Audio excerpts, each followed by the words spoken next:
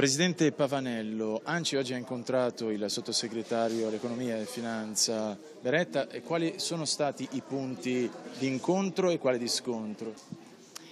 Innanzitutto c'è stata una garanzia che ci sarà un decreto del Consiglio dei Ministri, se non in settimana al massimo la prossima, per la dichiarazione dello stato di emergenza e quindi l'avvio della procedura e la possibilità di usare i fondi rimasti di 62 milioni, i fondi per la protezione civile nel bilancio dello Stato. E poi l'apertura è stata rispetto alla deroga al patto di stabilità per i 3 comuni coinvolti.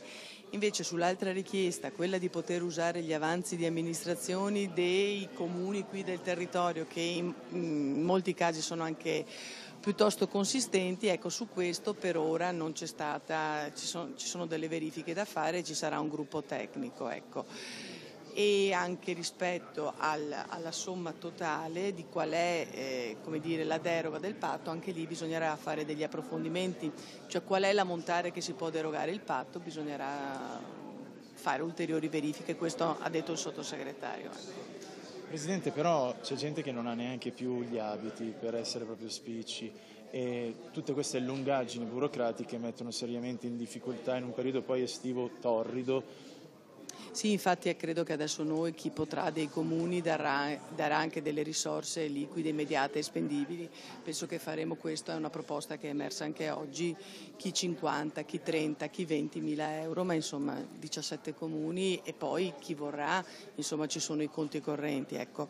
Intanto interverremo da subito con risorse anche nostre proprio per dare risposte ai tanti cittadini che non hanno più nulla. La Regione naturalmente è presente ed è accanto a chi in questo momento è in difficoltà.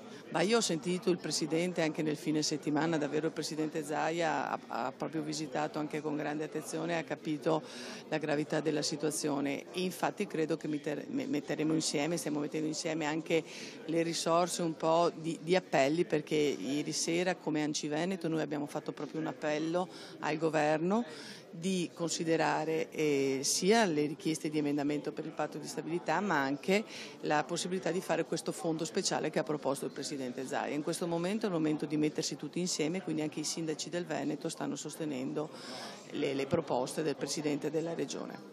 Renzi, visita gradita nel territorio?